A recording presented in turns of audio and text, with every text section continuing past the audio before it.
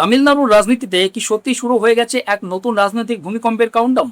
যে সরকারকে দক্ষিণ ভারতের রাজনীতির সবচেয়ে বড় চমক বলা হচ্ছিল, সেই সরকারই কি এখন পতনের প্রহার গুনছে? যে বিজয়কে ঘিরে লক্ষ লক্ষ তরুণ স্বপ্ন দেখেছিল এক নতুন রাজনৈতিক যুগের, সেই বিজয়ের সরকার কি এবার জোটের টানা পড়েন, বিদ্রোহী বিধায়ক আর সংখ্যার অঙ্কে আটকে পড়তে চলেছে? আর এই পুরো রাজনৈতিক সংকটের কেন্দ্রে এখন একজন মানুষ দাঁড়িয়ে, তিনি হলেন ডিএমকে সুপ্রিমো এম.কে স্ট্যালিন। কারণ তামিলনাড়ুর রাজনৈতিক করিডোরে এখন সবচেয়ে বড় আলোচনা একটাই, যে কোনো সময় পড়ে যেতে পারে বিজয়ের টিভিকে সরকার। শুধু বিরোধীদের রাজনৈতিক আক্রমণ নয়, এবার সরাসরি নিজের দলকে নির্বাচনের জন্য প্রস্তুত থাকার নির্দেশ দিয়েছেন স্ট্যালিন। আর সেই নির্দেশ ঘিরেই শুরু হয়েছে জোর জল্পনা। তাহলে কি সত্যিই খুব তাড়াতাড়ি ফের ভোটের মুখে দাঁড়াতে চলেছে তামিলনাড়ু? তাহলে কি বিজয়ের রাজনৈতিক উত্থানের গল্প এত দ্রুতই অস্থিরতার দিকে মোড় নিতে চলেছে? স্ট্যালিনের ঘনিষ্ঠ মহলের দাবি, তিনি মনে করছেন বর্তমান পরিস্থিতিতে বিজয়ের সরকার মোটেও স্থিতিশীল নয়। কারণ যে সমর্থনের উপর দাঁড়িয়ে এই সরকার গঠিত হয়েছে, সেই সমর্থনের ভীতি এখন নড়বড়ে।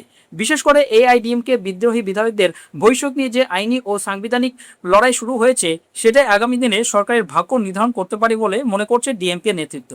সূত্রে খবর, স্ট্যালিন ইতিমধ্যেই নিজের সচিবালয় এবং জেলা নেতৃত্বকে নির্বাচনী প্রস্তুতি শুরু করার নির্দেশ দিয়েছেন। তার ধারণা, যদি আদালত বা স্পিকার বিজয়কে সমর্থন করা এআইডিএমকে 25 জন বিদ্রোহী বিধায়কের সদস্যপদ বাতিল করে দেন, তাহলে সরকারকে বাইরে থেকে সমর্থন করা দলগুলিও অবস্থান বদল করতে পারে। আর সেই পরিস্থিতিতে মুহূর্তের মধ্যে সংখ্যালঘু হয়ে পড়বে বিজয়ের সরকার। আসলে এই মুহূর্তে তামিলনাড়ুর রাজনৈতিক সমীকরণ অত্যন্ত জটিল। 234 আসনের বিধানসভায় সরকার গঠনের জন্য প্রয়োজন 118 জন বিধায়কের সমর্থন। কিন্তু নির্বাচনের ফলাফল এমনভাবে বেরিয়েছিল, যেখানে কোনো দল বা জোটই স্পষ্ট সংখ্যাগরিষ্ঠতা পায়নি। বিজয় দল টিভিকে একক বৃহত্তম দল হিসেবে আত্মপ্রকাশ করলেও জাদু সংখ্যা থেকে বেশ খানিকটা দূরেই ছিল।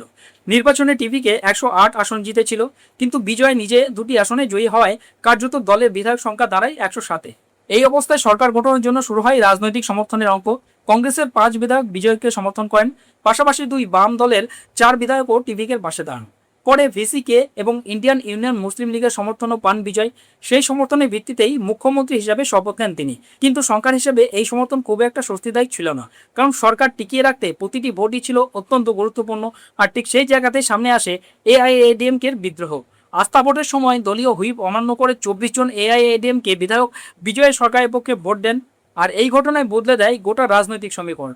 কারণ 13 মে অনুষ্ঠিত আস্থা ভোটে বিজয় মোট 144 জন বিধায়কের সমর্থন পান, যার মধ্যে এই বিদ্রোহী এআইএডিএমকে বিধায়কদের ভোট ছিল অত্যন্ত গুরুত্বপূর্ণ। কিন্তু এখান থেকে শুরু হয়েছে নতুন সংকট।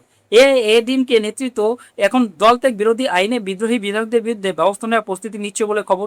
স্ট্যালিনের বিশ্বাস, স্পিকার ব্যবস্থা না নিলেও শেষ পর্যন্ত আদালত এই বিদ্রোহী বিধায়কদের সদস্যপদ বাতিল করতে পারে। আর সেটাই যদি হয়, তাহলে মুহূর্তের মধ্যে বিজয় সরকার সংখ্যাগরিষ্ঠতা হারাবে। ডিএমকের অন্তরে এখন হিসেব কষা হচ্ছে, বিদ্রোহী বিধায়কদের বাদ দিলে বিজয় সরকার আর সংখ্যার অঙ্কে টিকতে পারবে না। আর তখনই সরকারকে বাইরে থেকে সমর্থন করা দলগুলির ভূমিকা সবচেয়ে গুরুত্বপূর্ণ হয়ে উঠবে। কারণ বর্তমানে টিভিকে সরকারকে বাইরে থেকে সমর্থন করছে সিপিএম, সিপিআই, ভিসিকে, মুসলিম লীগের মতো দলগুলি। অথচ রাজনৈতিকভাবে এই দলগুলির অধিকাংশই বহুদিন ধরে ডিএমকের জোট সঙ্গী। এতদিন স্ট্যালিনই কার্যত এই জোট রাজনীতির কেন্দ্রবিন্দু ছিলেন। ফলে রাজনৈতিক মহলের একাংশ মনে করছে, যদি স্ট্যালিন চান, তাহলে এই দলগুলোর উপর চাপ তৈরি করে বিজয়ের সরকার থেকে সমর্থন প্রত্যাহার করানো সম্ভব। ইতিমধ্যেই সেই ইঙ্গিতও মিলতে শুরু করেছে। ভারতের কমিউনিস্ট পার্টি মার্ক্সবাদী বা সিপিএম স্পষ্টভাবে জানিয়ে দিয়েছে, যদি এআইএডিএমকের কোনো গোষ্ঠী সরকারে যোগ দেয়, তাহলে তারা টিভিকে সরকারকে সমর্থনের বিষয়টি পুনর্বিবেচনা করবে। সংবাদ মাধ্যমকে দেওয়া সাক্ষাৎকারে সিপিএম জানিয়েছে, জনগণ নির্বাচনে এআইডিএমকে এবং ডিএমকে উভয়কেই প্রত্যাখ্যান করেছে। সেই পরিস্থিতিতে এআইএডিএমকে সরকারে নেওয়া হলে সেটা জনরায়ের পরিপন্থী হবে।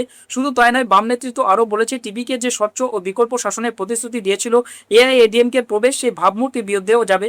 অর্থাৎ সিপিএম এখন স্পষ্ট বার্তা দিচ্ছে, তারা বিজেপি এবং এআইএডিএমকে ঠেকানোর জন্য আপাতত বিজয় সরকারকে সমর্থন করলেও সেই সমর্থন নিঃশর্ত নয়।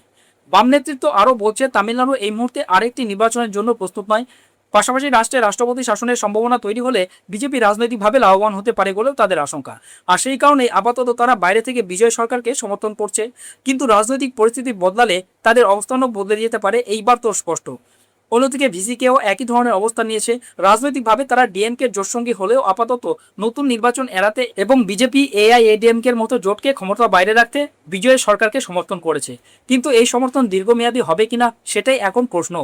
আর এখানেই সবচেয়ে গুরুত্বপূর্ণ হয়ে উঠেছে এম.কে স্ট্যালিনের রাজনৈতিক কৌশল। কারণ তিনি বুঝতে পারছেন সরাসরি সরকার ফেলার চেষ্টা করলে জনমত বিপক্ষে যেতে পারে। তাই তিনি আপাতত সাংবিধানিক এবং রাজনৈতিক পরিস্থিতির ওপর নজর রাখছেন। একই সঙ্গে দলকে নির্বাচনের জন্য প্রস্তুত থাকার নির্দেশ দিয়ে কার্যত বুঝিয়ে দিচ্ছেন ডিএমকে এখন ক্ষমতায় ফেরার সুযোগের অপেক্ষায় রয়েছে। রাজনৈতিক বিশ্লেষকদের একাংশ মনে করছেন স্ট্যালিনের এই আত্মবিশ্বাসের পিছনে বড় কারণ হলো টিপিকে সরকারের অভ্যন্তরীণ দুর্বলতা। কারণ এই সরকার আদতে নানা মতাদর্শের দল এবং বিদ্রোহী সমর্থনের ওপর দাঁড়িয়ে আছে, আর সেই সমর্থনের ভিত যত নড়বড়ে হবে ততই বাড়বে রাজনৈতিক অস্থিরতা। সবচেয়ে বড় প্রশ্ন হলো বিজয় কি আদৌ এই চাপ সামলাতে পারবেন? কারণ সিনেমার সুপারস্টার হিসেবে তার জনপ্রিয়তা নিয়ে কোনো প্রশ্ন নেই, কিন্তু সরকার চালানো আর রাজনৈতিক সংকট মোকাবেলা করা সম্পূর্ণ আলাদা বিষয়। ইতিমধ্যে তার সরকারের ওপর সংখ্যার সরকার তকমা লাগতে শুরু করেছে, আর বিরোধীরা সেই দুর্বলতাকে হাতিয়ার করতে চাইছে। তবে অন্য একটি রাজনৈতিক বাস্তবতা রয়েছে। তামিলনাড়ুর মানুষ বহু বছর ধরেই ডিএমকে এবং এআইএডিএমকে বিকল্প খুঁজছিল, সেই শূন্যস্থানেই উঠে এসেছে বিজয়। ফলে খুব দ্রুত সরকার পড়ে গেলে সহানুভূতির ঢেউ তৈরি হতে পারে, আর সেই ঝুঁকিটাও ডিএমকে নেতৃত্ব খুব ভালো করে জানে। তাই এখন তামিলনাড়ুর রাজনীতিতে সবচেয়ে বড় প্রশ্ন, বিজয় সরকার কি সত্যিই পড়ে যাবে, নাকি এই রাজনৈতিক চাপ সামলে নতুন শক্তি হিসেবে আরও দৃঢ় হয়ে উঠবে টিপিকে? এই পুরো বিষয়ে আপনার মতামত কি? কমেন্ট বক্সে অবশ্যই জানান।